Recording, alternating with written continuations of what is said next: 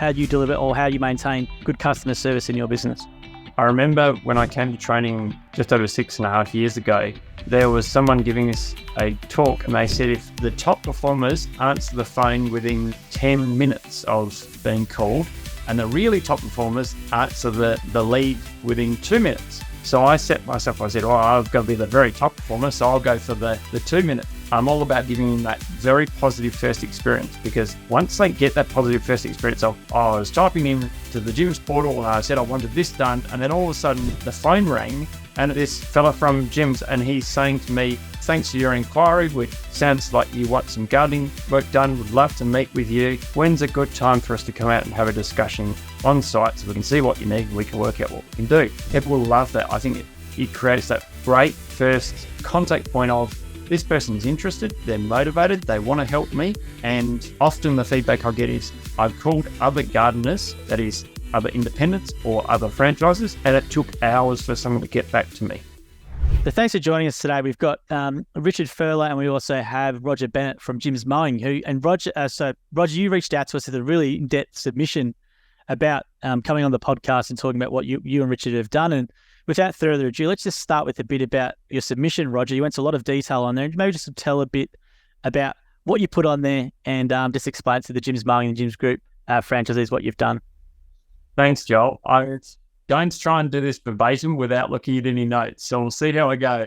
About 2 years ago, Richard was involved with a Mowing franchise. He had two areas, one that was near to my home and the other one that was a little further away, nearer to his home. And Richard was suffering with some soreness, which was rapidly turning into it was going to be a hip replacement. And he'd put up his 2 rounds for sale, but there'd been no buyers, no bites on either of those 2 areas. And so I said to him, look, I feel like it was me that said it, but it probably was Richard. He said, what if we did this thing where you buy the area that's close to your home that I'm trying to sell, and we'll sell your existing franchise area to a new franchisee, which is about 30 minutes from my home, the one that I first started out with. And that'll get you some closer to home because you've been building up customers there. We know that. Richard and I are good friends and we've been discussing that. And then let's see if you can just manage some of my clients for a little bit while I see what's going to happen for me. And I said, yep, I can help you with that. So we did that, and I began to take on the clients that he had in that territory that he'd sold me, one of his territories close to my home. And it occurred to me at that time that I could see that Richard was going to end up in a situation where he would have to have hip surgery. It was fairly obvious just watching him walk around, watching him when he was doing work on site whenever I drove past. And I said, look, Richard, I think that we can do something that will give you some value rather than you just walking away from gyms, walking away from all of your customers, leaving everybody, including yourself, feeling like you've been left in the lurch because of your injury. How about we get some value for everybody out of this? Some value for you, some value from your customers because they have continuity of service, and some value from me putting this together for you. So what we did was we put it together as 2 separate areas. The first area he had already sold to me, but we split off part of that area and we turned it, in our case, into what's called Mowing Ross Trevor West. And we put some of Richard's customers and some of my customers into that territory. We made it up to about 45 customers. And that was sold to a new franchisee, and he's doing really, really well. He started up with great pricing. He came in, he's really industrious bloke, and he's got some people working with him. He's doing very well out of that. So that was sort of the first stage.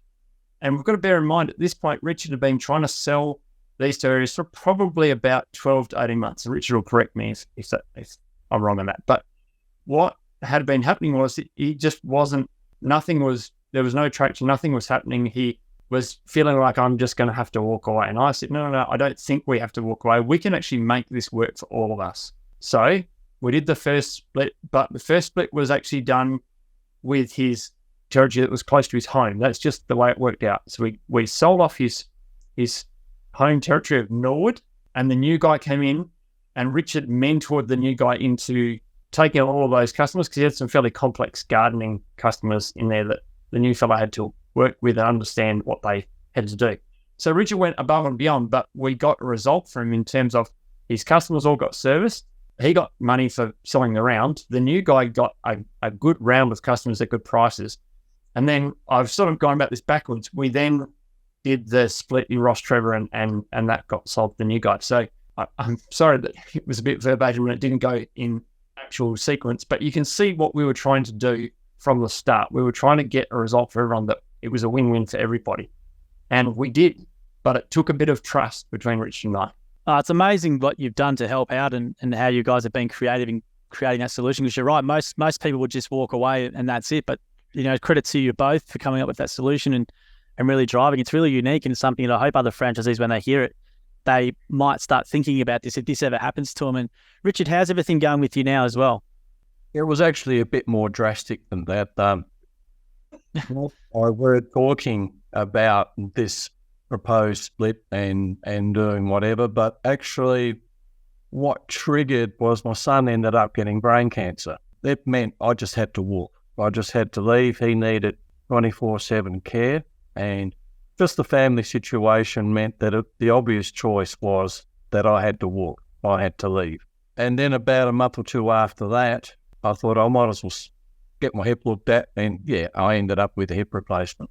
So we've also got to thank Shane Foran, our franchisor, about this, because this, there are franchisees that unfortunately do get into a position where they just have to walk away from the business. So the thing with Roger and I is we went to Shane with a proposal and said, look, Shane, I've got to walk away from the business. This is what we plan to do. And I ended up walking away from the business. And Shane took over both areas. Over the next probably year, 18 months, I helped out in the process of selling these clients and helping the new franchisees, or one in particular, take on these fairly complex clients. So it was a bit more drastic from my point of view, and eternally grateful for Roger's help.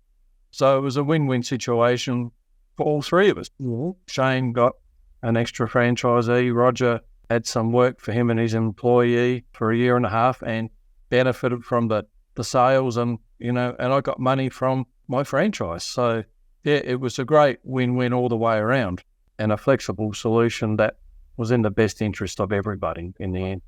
How's everything going now, Richard? Is everything okay, or is it just, how's everything going for you? With me, the hip replacement went really well, and I'm better now than I was for years. Just FYI for your information, this is an old sporting injury that I got in my 20s, and they said back then it'll come and hit you in the 50s. So it wasn't a gym's injury, but I think the 25,000 steps I did and tolerated the wear and tear of rubbing on it. Yeah. My son, as the surgeon said, if you're going to get brain cancer, that's the one to get.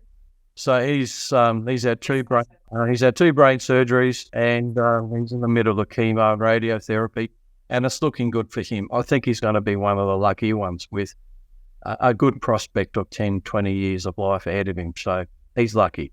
That's great. Well, we all send our regards, and and thanks for sharing this story. I just think it's, obviously you need to exit the business quick, and to have yourselves come together with Shane as well, because it's an important point to put out that we are in a franchise system and it's up to the franchisor whether to improve things or not.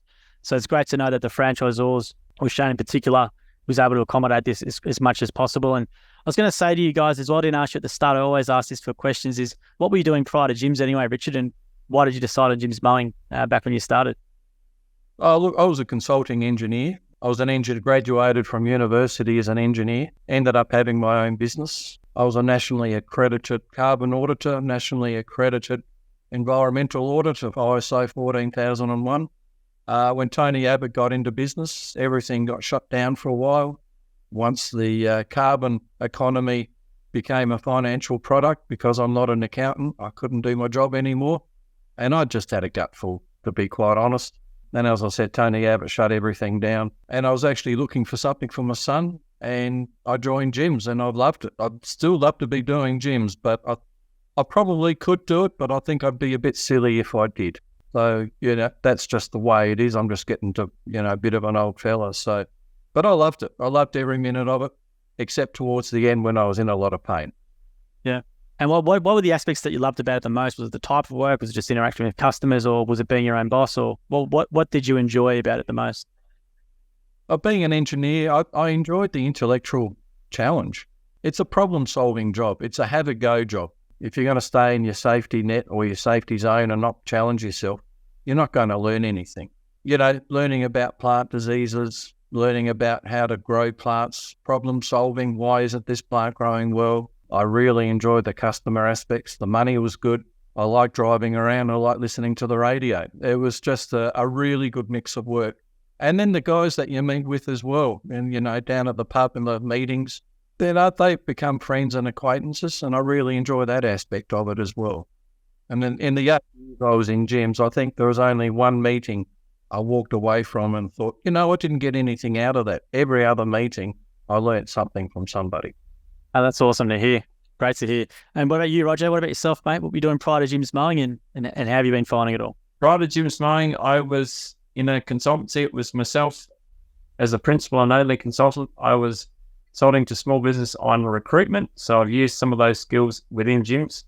We did mention that I had a staff member, Richard, very kindly referred me on to someone else to give us a hand when we took over with Richard's clients when we really needed that, because it was a lot of work, extra work. Since joining gyms, I've set about trying to create something of a business out of this, in terms of not always being the person doing the work, but more of the organizer. And so I've gone through cycles up and down and learnt a lot along the way, had to learn a lot along the way. And I must say that Shane has been there, and Richard certainly has as well, in terms of just providing advice and help. And sometimes it's just a listening ear that I can have a chat with them about something. I think it'd be remiss for us not to say that Richard is now working with Shane, providing support to the franchisees. So that, to me, shows the level of respect that Shane has for Richard in terms of the value that he brings to gyms Mowing South Australia. I didn't know that, Richard. That's great. Do you want to tell us about, so you're on the phone support, or what's that role in particular for you? Just before that, one of the things I loved was working with my sons and their mates. So, that was, and showing them the way. But yeah, look, Shane asked me if I was interested in helping out with the proactives. So the proactives are calling all of the franchisees every month just to make sure that they're okay. And, it's amazing, you ring someone up and say, I just fell off the back of the ute and broke my hip. I'm in hospital at the moment. That was one of the cases. And it's just you ring up the new guys every week until they achieve $2,000 a week turnover, and just giving them tips and hints. Turning up the meetings and meeting the guys is, again, I love doing that and catching up and putting a name to a face, just giving them tips and tricks. And as Roger said, sometimes it can be just a matter of being an ear to talk to, because every business is different. Everyone's got a different approach. And, that's the beauty of the business, is that, I took my mentor, Steve Burdett, who taught me how to mow lawns, and my whippersnipper, he catches the grass in every job. Well, I bought a franchise where the guy didn't catch any grass. So I was in this dilemma, what do you do? So I ended up, somewhere in the middle. So, it's just the diversity of interests and the things that you can do within gyms is, great. Well, as Roger said to you, it's a great credit that you're the support person in the region. There's not, I know a few people in mowing regions, there's a lot of franchisees and they need help, and there's probably only a handful of people who are franchisees who do what you do. So well done on that. That must be a good testament to what as Roger said, the people in the gyms region think of you. No, thank you. That's good. Thank you. Yeah. So the only reason I know, because obviously Jim owns a few regions and we have managers in place. So I know there's a handful of guys who are employed in the regions, similar to what you do, Richard. So it's obviously the best of the best who get those roles. So no, well done to yourself on that position. It's really good. And I was going to say as well, Roger, with what you're doing as well. So you said you've got employment experience. Now this is something just off the cuff from your experience, from both of you guys, probably franchisees struggle to find good workers. So what's your advice, for where they should be advertising? What are some things they should be looking for maybe, or how can they try and find some better people? Because it's a big problem for a lot of gyms franchisees in the group. What are your thoughts around that sort of stuff? From my experience, the key before you go and look for someone is to know what you're offering and who you're looking for. And I'll give you an example. So I've just put out an advertisement again today because we need another person. And what I was very clear about is this is the way we work. In our franchise, we work individually. So we have one vehicle and that person goes out in that vehicle. Then there's another vehicle and that person goes out in that vehicle. And then every so often bigger jobs will come together and work as a team. So people have to be comfortable with working alone. And for some people, they love it. And for other people, they don't. And so up front, I'm saying this is what your week is going to look like when you're working for us. We use all battery-powered equipment.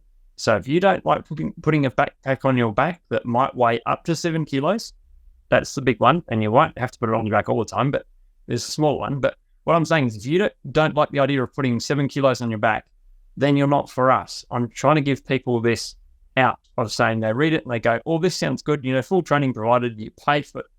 We're being paid while we're being trained and we're getting this really nice equipment that's, commercial grade. It's the Pelling equipment. Pelling stuff, yeah.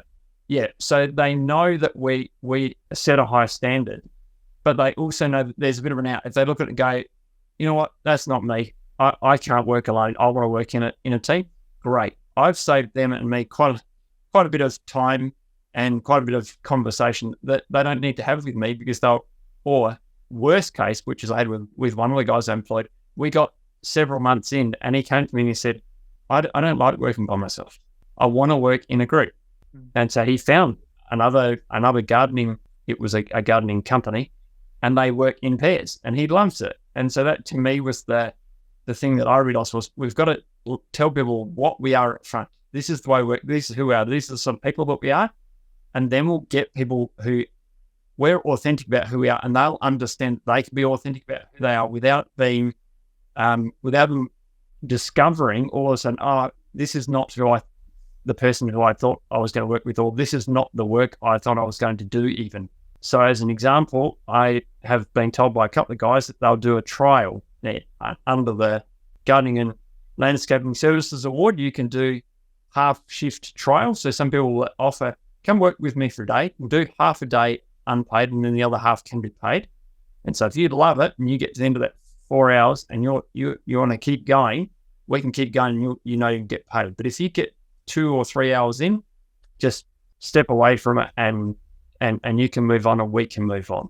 I mean, I could talk about, you can probably tell from the passion that I've got, I could talk about this in a lot of ways. I've done a lot in terms of training as well, because I think that's really important. Getting people going quickly so I can train someone within a week to do every single task to about 70 to 80% of what my standard is. And that's just from using a psychological technique of giving immediate feedback.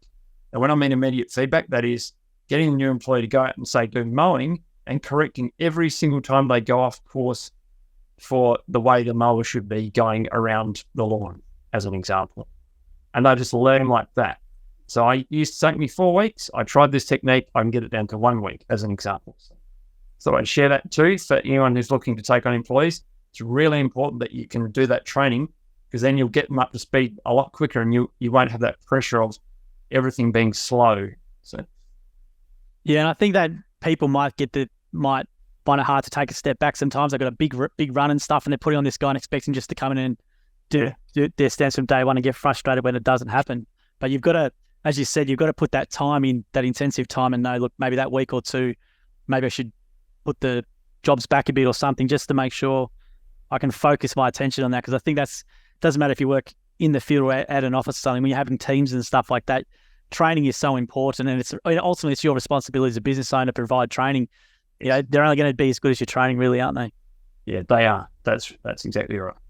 I was going to say to you, Richard, from your experience now with coaching the guys, what do you tell them from employing people's perspective? How do you go with that? Well, first of all, tell them it's not as scary as it seems. Cut payments through the ATO, that you get a program and they can be quite cost effective. That handles the award wages, the pay slips, all of that type of thing. So it's not as scary as you think. I think there are, again, with every gym is different. They source people from lots of different areas, whether it be from an employment agency whether it be an ad in Gumtree, whether it be an ad in Facebook Messenger. The other one would be to go to the local high school or technical college in the area and put your phone number up saying that you look for somebody.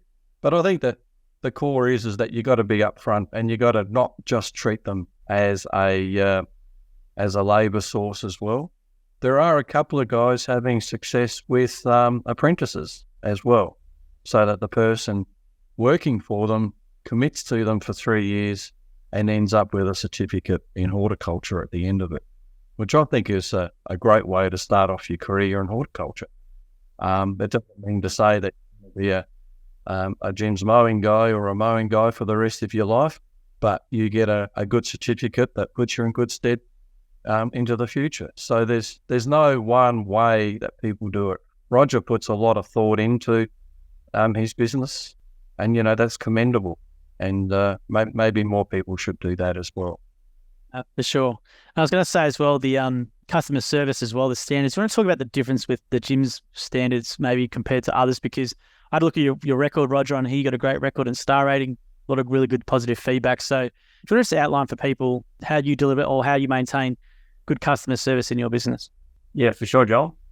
I remember when I came to training just over 6.5 years ago, that there was someone giving us a talk, and they said if the top performers answer the phone within 10 minutes of being called, and the really top performers answer the lead, they'll either take it when it comes through from the call center, or they'll answer that text message when it pings within 2 minutes. So I set myself, I said, I've got to be the very top performer, so I'll go for the 2 minutes. So I've surprised customers consistently by when they call and they come through the call center, they get me on the phone. And that means it's been a challenge, because I often have to stop working and talk to them. But I'm all about giving them that very positive first experience, because once they get that positive first experience of, I was typing in to the Jim's portal and I said I wanted this done, and then all of a sudden the phone rang, and it's this fella from Jim's, and he's saying to me, look, thanks for your inquiry. Sounds like you want some gardening work done. Would love to meet with you. When's a good time for us to come out and have a discussion on site so we can see what you need and we can work out what we can do? People will love that. I think it creates that great first contact point of, this person is interested, they're motivated, they want to help me. And often the feedback I get is, I've called other gardeners, that is other independents or other franchises, and it took hours for someone to get back to me. I'm not perfect, I would say this. So I've had some instances where either I missed the text message, or more recently I was diverting calls to another number and it didn't work. And people send a complaint, as they should, through Jim, saying, didn't hear from you. And I felt probably as bad as they felt, and even worse, because my standard is that they get a call straight away. They get me come out within 24 hours, generally at the site, if possible. Some people, that's not possible for them.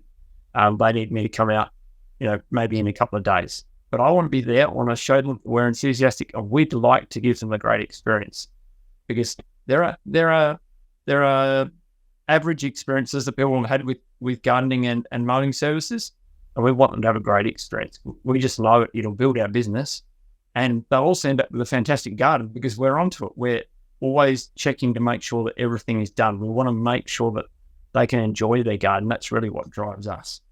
For sure. Because there's always a lot of heat online between independents and gyms, and we obviously put out a lot of content that gets shared in those local, the Lawn Mowing Contractors Association. Every video I put up gets shared in there, and there's a bloody comments, and I get it all the time, because I just want to, I always think there's a lot of good independents out there as well, but as you would know, just like anything, there are, people that let the industry down, and it's those sorts of things that go missing or this and that. I'm not saying we're all 100% best, but there's a lot of issues as well that you guys would hear about from customers and stuff coming to you guys, just from previous experiences with independents. And that's not having a shot at them. So hopefully this doesn't get shared in their group, but it does go both ways as well. But I was going to say, Richard, as well, with your new guys as well, how do you coach them with the customer service stuff? Because there might be a complaint they might get early on, and how do you go about coaching them with that? And what standards are you sort of telling them to put into place for their business? One of the approaches I had with my own franchise, and I still do now, is that the systems that Jim Penman has put in is designed to help you in your business. When you get a complaint, and it was exactly the same, a lot of the guys take it really personally. Yeah. And I've had my complaints, and I've had what I call batshit crazy clients that there's just no way that you can help them. You've just got to, everything in gyms is just designed to help you. And so when Jim gets in touch with you and says, you got a complaint, or you got, the client isn't happy, you really just got to sit back and look at yourself and say, well, he's been doing it for a long time. The systems are in place. What am I doing that I can improve to help the business? And every time that's happened, I've actually improved the business, my own business. What I mentor the guys in terms of customer relations is just simple things like when you turn up, turn your phone off or isolate it and smile in a revision mirror and go in and be happy. People want to deal with people who are pleasant to deal with. They don't want to, somebody who's grumpy. Some of the guys that have been in for a while, I used to do sales coaching. I used to be a Dale Carnegie consultant and, just help the guys through and talk about things that, have you ever tried this approach? But how don't you win friends and influence people, that book? Sorry to interrupt you, because I find it interesting. So I think a lot of people I can't let that one slide. That Dale Carnegie consultant. So I didn't know that was a thing. So what happened? Did you just go in and teach people in person the principles of that book, or how was that? I could actually probably rephrase it. I was a Dale Carnegie graduate assistant. Oh, okay. Well, I did the course, the bucks of the course, and then I probably redid it about 10 times as an assistant. And you sit up the back and you have class participants, and there'd be 4 of us up the back, and we'd have little groups, and we'd be coaching the people. So I did that. I did that in New Zealand and in South Australia for quite a few years. I did their sales course. It works. It's over 100 years old, and it works. That's all people relation skills. So I've got quite a bit of background knowledge that I can just impart on people. For example, just one of the things is, and it happens all the time, not giving them written quotes. Well, how do you give them a written quote, and what do you do to really protect yourself from clients that you're never going to satisfy or unreasonable?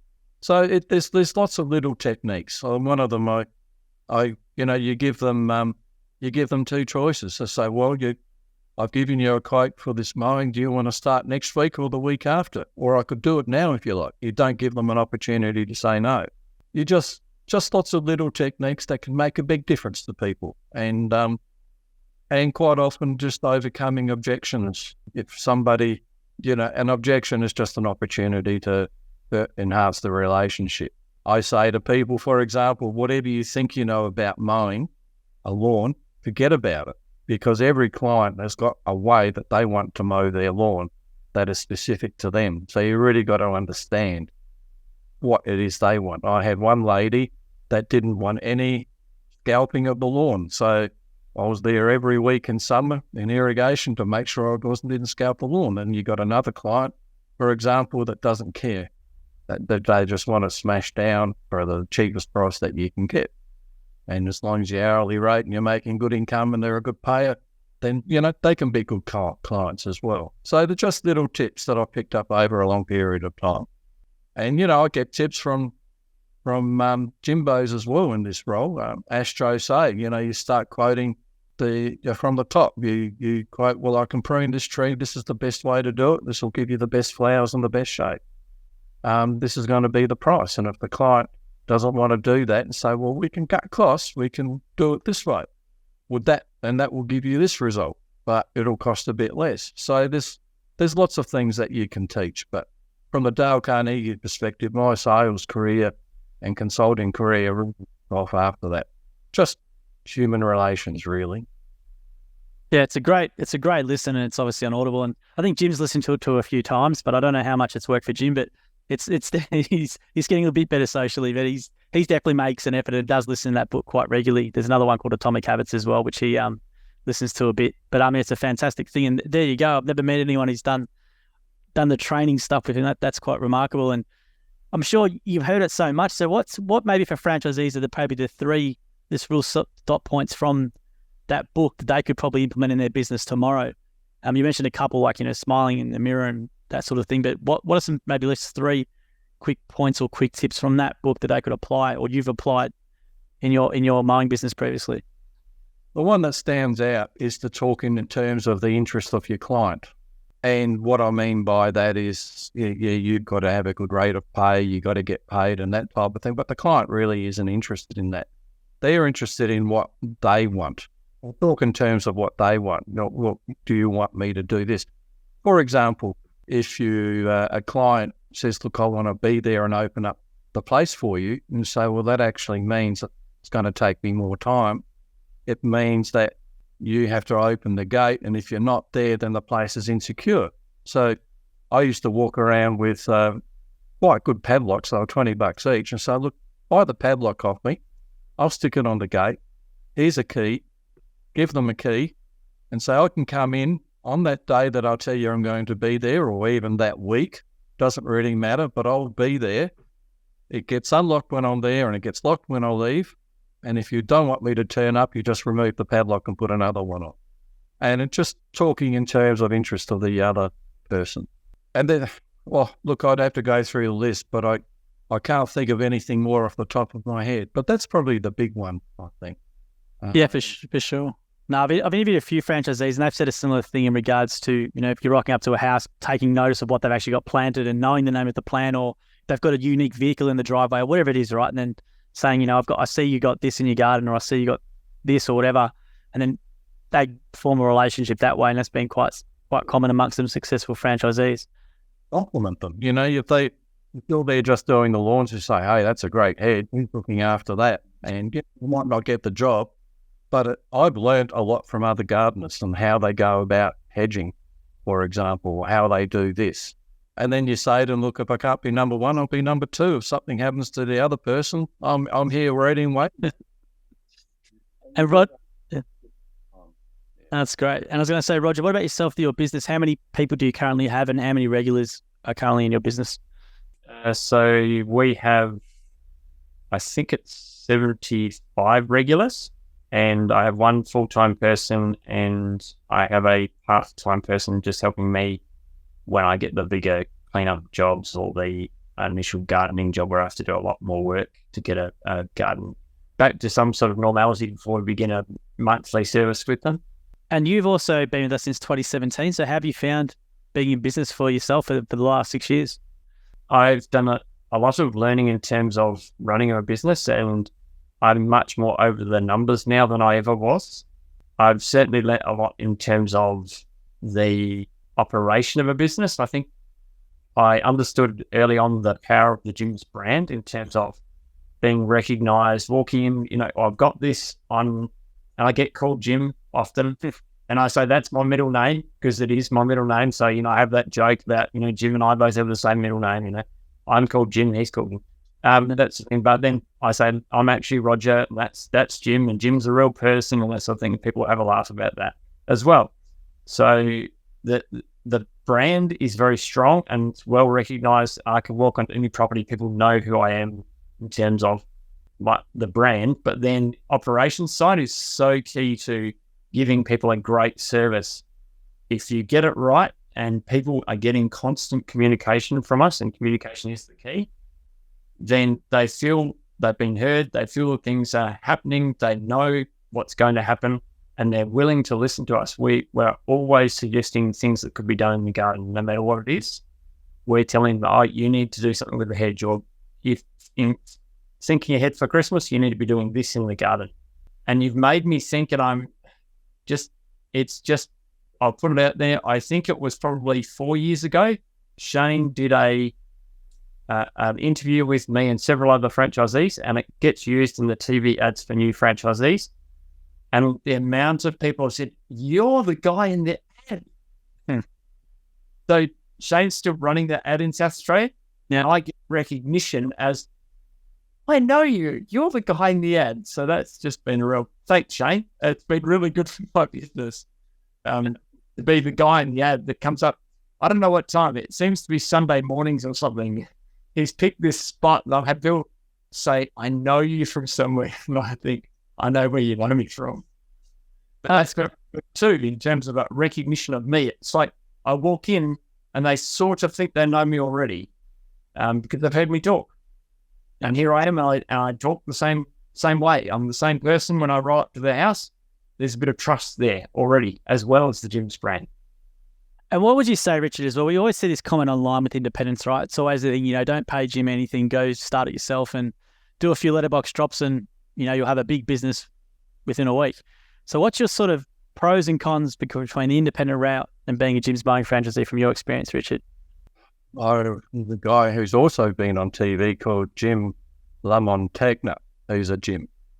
And he when he joined the business, I mentored him, and you get this great resource from all your other gyms. We have meetings, and Jim was just blown away with the amount of help that offering him free of charge, just by going to the pub and the meetings. He was just blown away, and he finds that the system just works. The independent route is a hard route, or a hard way to go about it. It's very hard to generate leads. We've got another guy down the south of Adelaide who was an independent and started, and he got something like 3 leads in 6 months as an independent. He got more than that in his first week in gyms, and he just loves being a part of gyms. You get the support from your other gyms network and your franchisor. It's really the technical expertise is where the magic happens in the meetings. And the other thing, you're brand recognised, and so that you're known and accepted a lot more, and that means that you're charging at the top of the market rather than as an independent. A lot of independents charge probably half of what we do. I was speaking to Jimbo yesterday. He says, "Look, I'm the most expensive guy in this town, and there are independents out there charging less than half I am." So he's charging $80 an hour. Independents are charging $30. It's a much harder road as an independent. Gyms is really good for people like me who knew nothing about gardening when you started. You get the training up front, you get the support. It's just a whole lot easier being part of a group. The other thing that amazed me is I knocked on this lovely young lady, attractive lady's door one day, and she looked at me and she smiled and said, "Oh, you're from Jim's?" "Yep." "Well, great. You're on time." And she opened the door and we walked through her house to the backyard. And I'm going, man, she's crazy letting a stranger in through the door. But really, she recognised the Jim's brand. She knows I'm on police check. She knows I'm not getting away with anything. And she was comfortable for me to walk through the house alone with her into the backyard. And there's some very funny stories there that you get by knocking on people's doors. That stood out for me early on is the amount of trust that the brand has picked up over a long period of time. Yeah, that's a good point, Richard. And it just keeps building as well. We're in 2023. And you think about, I think we did 600,000 new leads or something last year, right? And that just keeps, and all the goodwill of that just keeps building and building and building. And when you come in 2024, 2025, you're leveraging off all those goodwill and all the good jobs that people do with that. It does really mean something. And I was going to say, Roger, as well, looking back on where you started, because it can be quite a scary experience, leaving what you're doing and coming to gyms, and especially traveling to Vic. So looking back on your time at the training and how you've gone now, how would you describe that from the start? Is it as scary as what it can be sometimes? That's the hardest decision sometimes, is just making a decision to quit whatever you're doing and then booking to Melbourne to come to training. How was that all processed when you look back on it? When I look back at it, the comment from many people in uni was that they didn't think I would do something like this. It just didn't seem like me. And what I mean by that is they were used to me being in a suit and tie. So I wasn't in a suit and tie and I was out there working, and they thought that was quite astounding. But the training was one of those things where I think someone used the word, it's like drinking from a fire hose. So you can't take it all in that week. You've just got to take in as much as you can. And you've got to say to yourself, I'm going to go and I'm going to learn these things over time. And it took me some time to realize that that's what I needed to do, that I needed to systematically apply each of the principles in the business. And I was I bought into a round that the fellow was retiring. There was, I think, 85 customers, and it was all mine. From what I remember, it was, and I was racing around by myself, just trying to get as much mowing done as I could. And then when it rained, of course, then I'd be like, I'll be behind. So, I'm going to work even harder. And it came to me eventually that I should raise my price, especially with the encouragement of Richard and others saying, look, your price is too low per hour. To raise your price, you provide a fantastic service. The quality of the cut that you provide, the quality of the hedging, etc., the quality of the work that you're doing is really high, but you're not charging enough. And that's why you're not making enough money to afford new equipment and those sorts of things. So I brought my prices up, and all of a sudden the business was quite profitable in terms of it allowed me to put away money for future purchases. To say, okay, when the time comes for a new trailer, when the time comes for new equipment, I will be able to afford it because I put the money aside.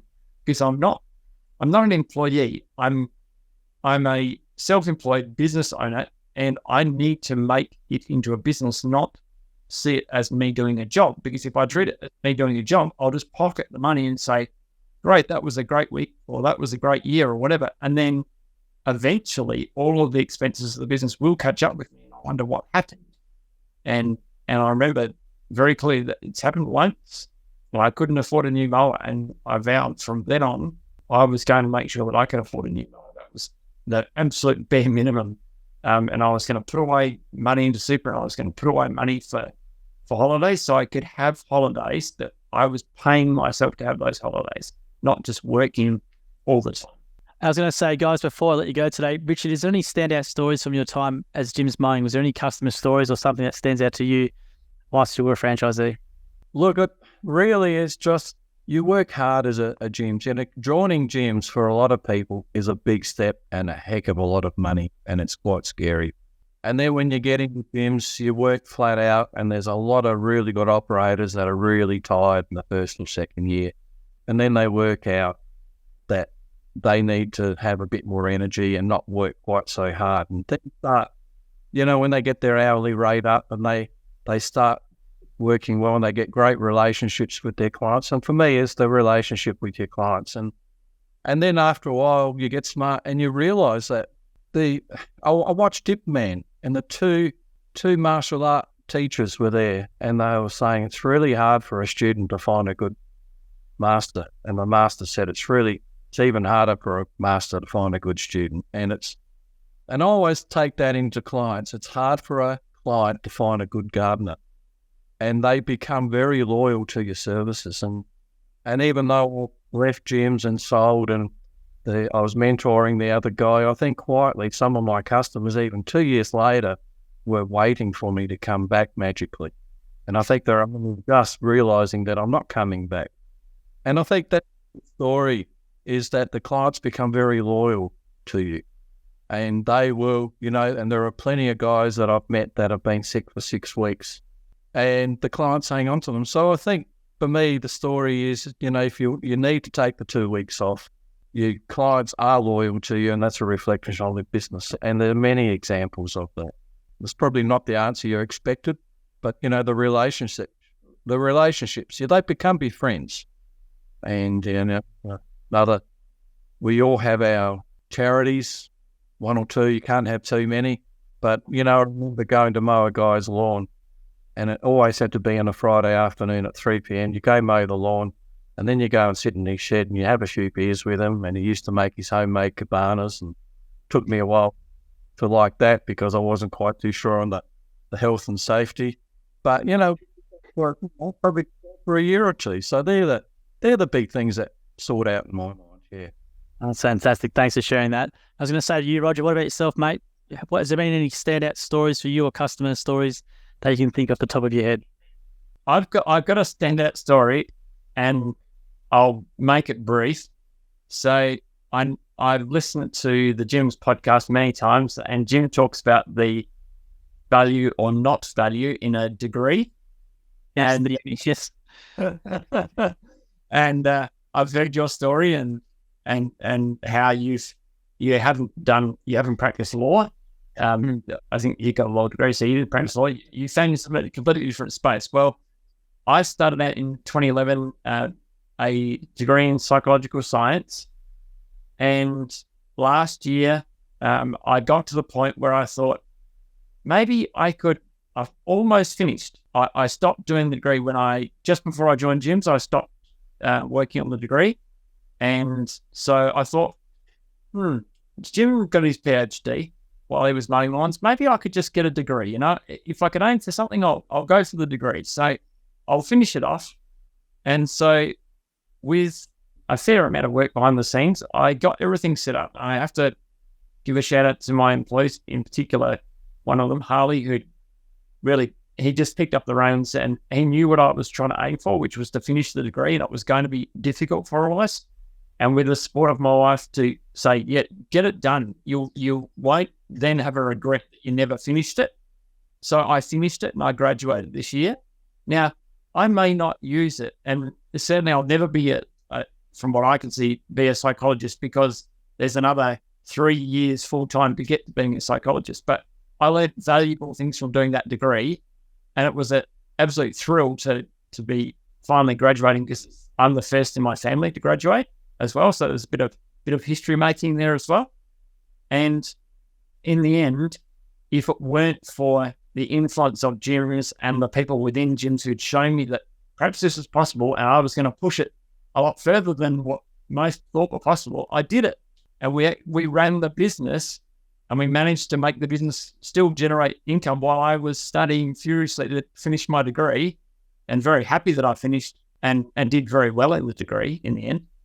But that's my story. I thought that impressive.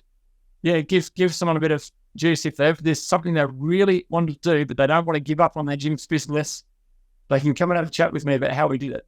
It's good stuff, Roger. I've actually interviewed another franchisee in New South Wales who's doing a law degree currently and has a team of like 4 or 5, and he's doing full-time law plus running this business with a team of 4 or 5. And when I spoke to him, he's just going, his mind's splat out with all this sort of stuff, but it can be done. And obviously it's a credit to yourself for doing that, because it's not a full-time business plus degree is definitely not easy. A lot of uni students complain about doing part-time work and part-time degree. So well done for doing that. And guys, thank you very much for your time today. Really, really appreciate a lot of genuine and honest insights as well. And big credit to yourselves for what you've been able to achieve. And thanks for sharing as much as you have. And I'm sure Shane and the boys will get it through that, seeing and hearing from you, as a lot of the other franchisees as well. So thank you very much for your time tonight, guys. I really do appreciate it. And we'll send you those vouchers via email as well. And just to give you a heads up, those are core emails. Sometimes take a while to come to you. So we do tell them pretty much tonight, and it takes 5 or 6 days to come via email. So if they don't come to you in 5 or 6 days, please email me and we'll sort it out for you.